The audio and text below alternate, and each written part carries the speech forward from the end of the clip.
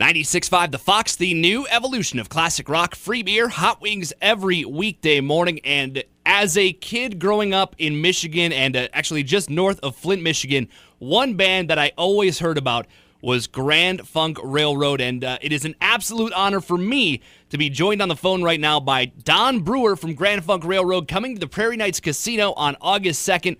Don, how's it going? How you doing, Matt? Where are you from, Saginaw?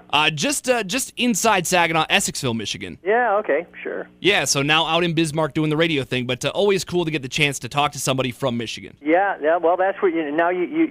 A lot of people don't realize that Grand Funk Railroad came from the Grand Trunkum Western Railroad. It's a Michigan railroad, so that's where it came from. That is where it came from, and again, being from Michigan, I mean, growing up, you hear about Bob Seger, you hear about Alice Cooper, and of course, you hear about Grand Funk Railroad. And this year marks the 45th anniversary of Grand Funk Railroad's inception in Flint, Michigan. What do you think has kept the band out on the road all these years and the fans coming to your shows? I just think it was some great music. I think that time period from 1969 to 1976, the pre-disco stuff, I think it was just one of the greatest creative times of music ever, with classic rock radio. Well, it was before classic rock. It was underground FM radio, and then hit FM radio, and all that. And the artists were allowed to create a lot of really great stuff, as well as us, so that's why it's still around. Now, unlike a lot of other bands that have still been touring for 40 years, Grand Funk still features two original members, you and Mel. What has Mel's friendship over the years meant to you? Well, we're like brothers. We have been through everything up and down and sideways, he knows what I'm going to do before I do it, and I know what he's going to do, not only, personally, but on stage as well. So it's one of those kind of a wonderful rhythm section kind of a things that we have. Once again, Grand Funk Railroad coming to the Prairie Knights Casino August 2nd, joined by Don Brewer. And what people might not know when they come to see Grand Funk Railroad coming up here in just a few weeks is that joining you on stage is going to be a few classic rock veterans. You've got Max Carl, you've got Bruce Kulick, and Tim Cashin. How did you go about recruiting them to join Grand Funk? Well, we were looking to put the band back on the road back in 2000, and I happened to be doing a clinic for Peavey drums. Peavey was making drums back then, and the guy that actually invented this beautiful drum kit for Peavey introduced me to a wonderful musician named Max Carl, and Max and I started talking, and I realized that Max was probably one of the last blue-eyed soul singers on the planet, and it's perfect for Grand Funk. We are an R&B band that's kind of been pumped up on steroids. That's what we do, and so Max was a perfect fit. And I found Max that way. Bruce Kulick I've known since I was playing back in the '80s with Bob Seger and the Silver Bullet Band, and Bruce was playing with Michael Bolton, and the two bands were like, Michael Bolton was opening up for Bob. That's where I met Bruce Kulick, and I enlisted Bruce at the time back in 2000 to come and play with us.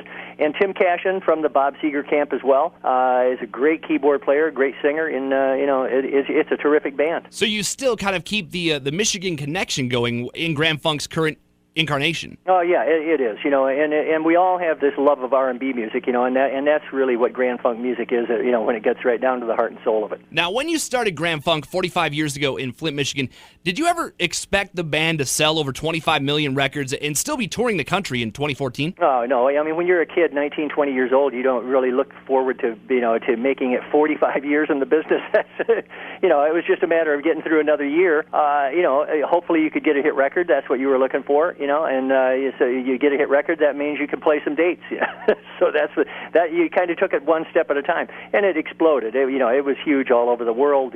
Back in the early '70s. And in the early '70s is when kind of the legend of Grand Funk grew and grew. You guys, rumors were floating around that you were actually kicked off a Led Zeppelin tour. You broke a concert record set by the Beatles. What were those years like when Grand Funk was exploding? Well, it was very up and down. We ran into huge trouble with our manager and a couple of attorneys.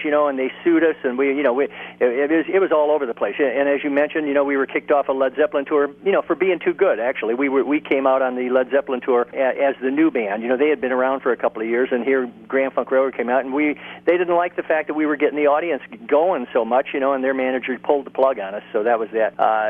But we had just huge success. Playing Shea Stadium, playing sold-out baseball stadiums in Japan. Going to South America, going to Europe, it was, just a crazy time. It's really like a rock and roll fantasy. Really, you have to kind of look at it when you're doing it, and you always go, is this real? Is this real?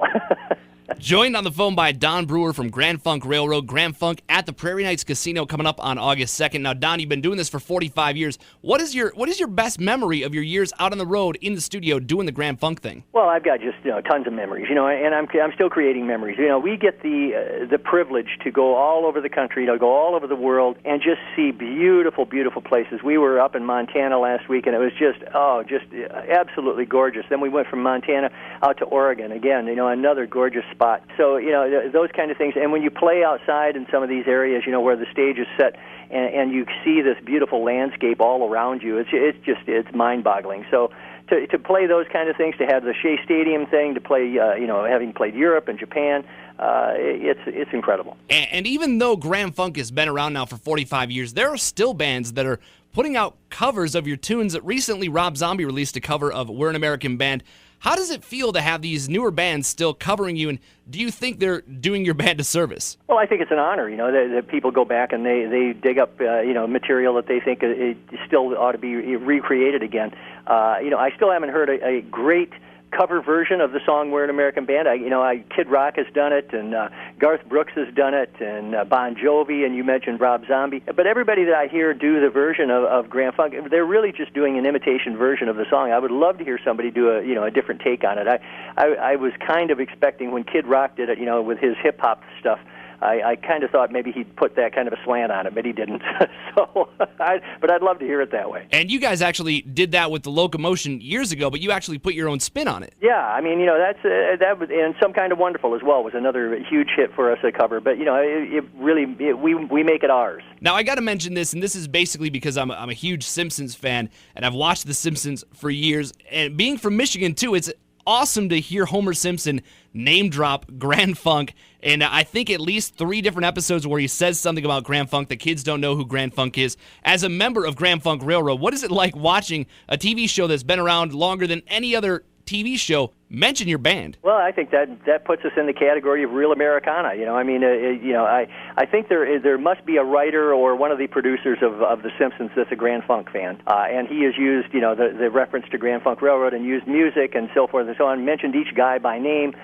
So it's terrific that Homer Simpson, it gives us the stamp of approval. Like I said, it is very cool. As a kid growing up in Michigan and just north of Flint, and learning about Grand Funk Railroad, and then all of a sudden Homer Simpson is name dropping Don Brewer and Mark Farner. It's absolutely awesome to hear that. And once again, an absolute honor to get the chance to talk to you. Don Brewer, Grand Funk Railroad, coming to the Prairie Knights Casino August 2nd. Tickets are on sale right now. Don, it's going to be a great show. Hey, thanks, Matt. We're looking forward to it.